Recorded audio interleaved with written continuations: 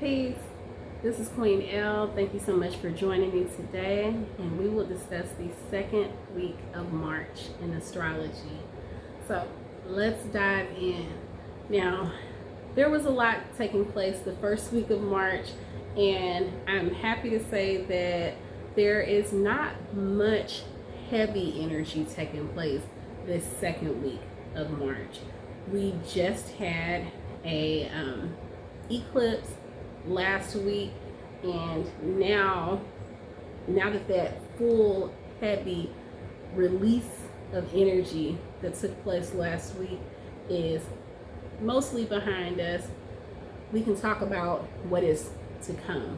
Now, we do have the upcoming equinox that's taking place on March 20th, and we are currently waist deep into this current Mercury retrograde. But aside from that, we do have our Pisces parade. We also have an Aries parade, which is what happens when multiple energies, all of these placements that we discuss in astrology, are currently traveling or transiting through the constellation known as these zodiac signs that we speak of. Okay, so I have my trusty notebook handy as usual, and we're going to dive in. Now, for this second week of March, I have on March 9th, we're starting the second week out with the moon in Scorpio, and it's in the 29th degree of Scorpio at the beginning of the week. That is called the critical or anaretic degree. Energy is heightened because it is at the very end of that current zodiac sign, and the energy is intensified. So if you have any 29th degree placements in your natal chart, then the energy that's present, the energy that placement represents, whatever it is, whatever planet or luminary, aka sun and moon, it is, and also whatever house that energy is activated in, that energy is intensified because of that 29th or critical degree. We also have some other degrees that, based off of the element that the placement is in that degree, the element of the sign rather, that can, it varies, that can affect how that energy is activated in your life. But that 29th degree is a pretty universal degree among any sign,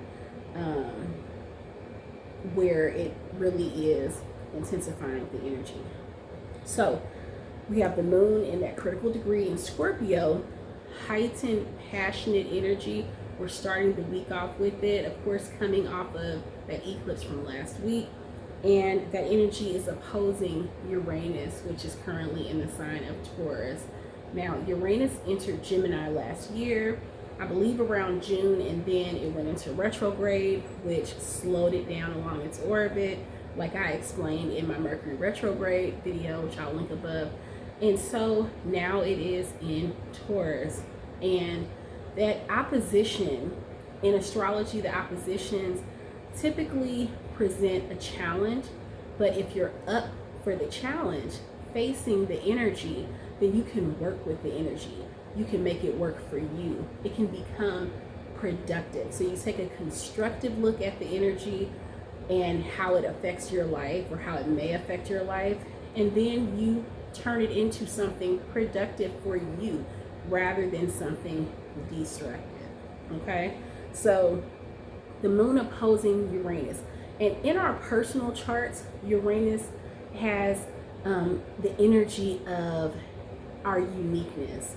And Uranus is, based off of its location in Taurus right now, it is forming these relationships with multiple entities throughout this week. And so I will talk about, by the time we get to the end of the week, what will be forming a planetary aspect with this Uranus and Taurus energy. But Uranus represents how we are unique. It represents our unique gifts and traits, what is innate to us. And in some areas of the chart, it can represent spiritual gifts. So look to see where your Uranus placement is If you would like to share it in the comments, or if you have a question, then feel free to share and I will be happy to answer. Okay, so it's heightened passion, that moon opposing Uranus energy, and it's just at the beginning of the week, just something to be aware of. Who knows, by the time you see this video, you may have already experienced it, but it's kind of cool to look back and to say, oh, that's what was happening at that time that X, Y, and Z happened. So now it makes sense, you know. But when the moon is opposing Uranus, let's say, for instance, even if it was opposing Uranus in your natal chart, that represents, since the moon represents our emotions, it represents who we are at our core, in our heart of hearts. That moon opposing Uranus, it presents an opportunity for you to recognize who you are and to acknowledge it. It's not just enough for you to say, oh yeah, you know, I have these unique gifts, they're this, and this. But you need to take it a step further and actually utilize those gifts, and not to just squander them or to just let them sit, you know, collecting dust somewhere metaphysically. So you really want to appreciate, first acknowledge, then appreciate, and put into use what makes you unique, and not to view it as a hindrance or a setback or a disadvantage, but to view it for what it is, to shift your perspective. Okay, so next we have all week long Jupiter, which is still, it's at the very tail end of its retrograde in Cancer.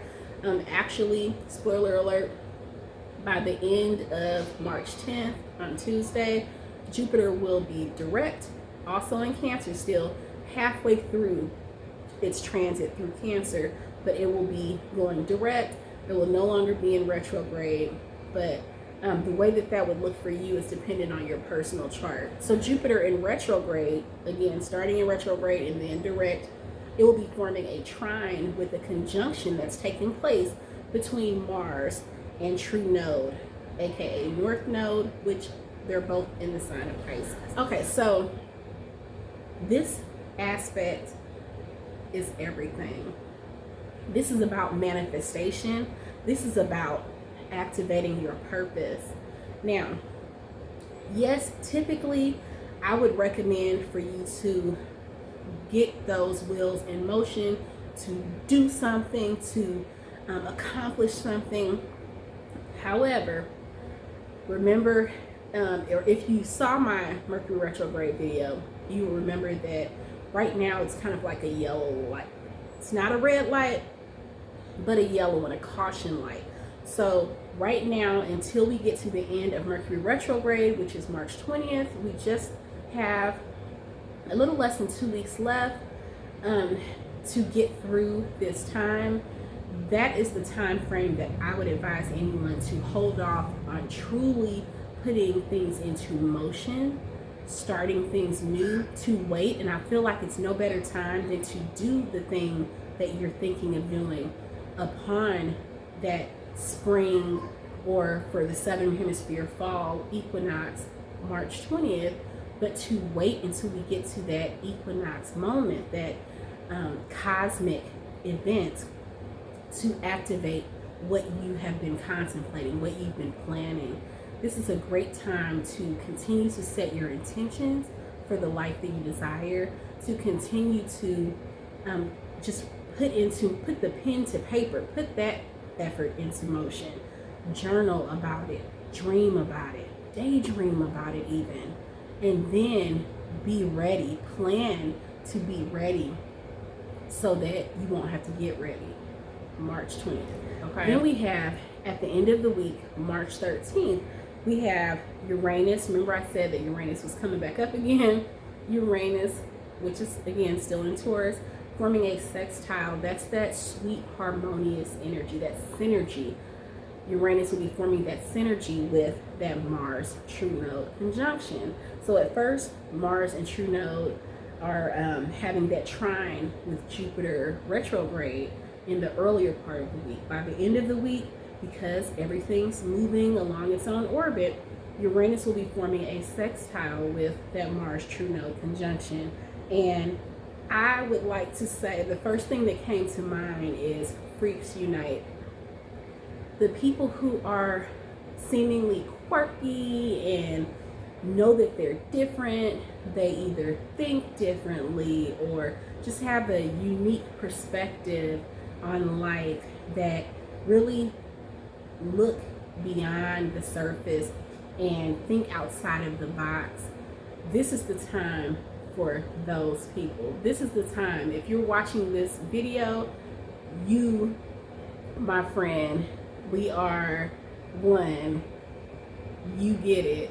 So the people that decide to march to the beat of their own drum, to really think on their own and don't, give into the group think or the herd mentality, this is the time for those individuals to truly tap into that unique perspective, tap into those innate gifts, those innate traits that you have, the things that are different from the mass majority. This is the time to connect with that energy that you have. It's a cosmic nudge to do so. And then, like I said, we can embark on new journeys, some uncharted territory come March 20th. So that is it for this second week of March. I told you it would not be a lot. It wouldn't be nearly as heavy as last week's energy.